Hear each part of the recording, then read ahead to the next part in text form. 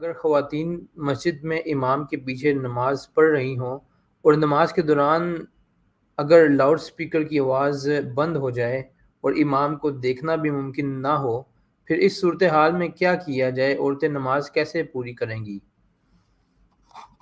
سب سے پہلے تو یہ بات جو ہے سامنے رکھنی چاہیے مساجد کی انتظامیہ کو، مساجد بناتے ہوئے، کہ جب وہ مصلی النساء بنائیں، یعنی عورتوں کی نماز پڑھنے کی جگہ بنائیں، تو اس طرح سے بنائیں کہ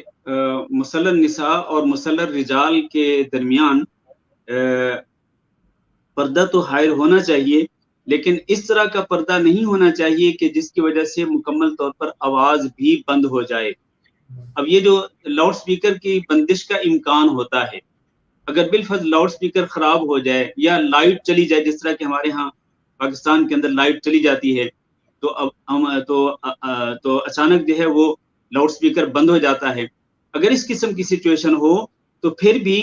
آواز جانے کا راستہ باقی رکھنا چاہیے، کہ امام اگر اپنی آواز کے اندر پڑھ رہا ہے یا تکبیرات کہہ رہا ہے، اٹھتے بیٹھتے، رکوع میں جاتے ہوئے، رکوع سے اٹھتے ہوئے، سجدے میں جاتے ہوئے، سجدے سے اٹھتے ہوئے،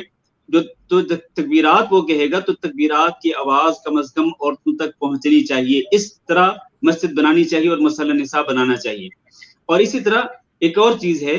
کہ مردوں اور عورتوں کے جائے نماز کے درمیان جو فاصلہ ہے اور جو پردہ ہے، وہ پردہ اس قسم کا ہونا چاہیے کہ کم از کم اس طرح ہو کہ عورتیں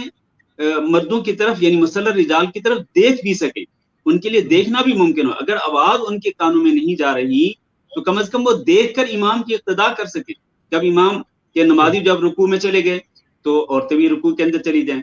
نمازی جو ہیں وہ، یعنی مرد نمازی جو ہیں وہ سجدے میں چلے گئے تو عورتیں بھی سجدے میں چلی جائیں، تو اس طرح ان کے لیے دیکھنا بھی ممکن ہو۔ یعنی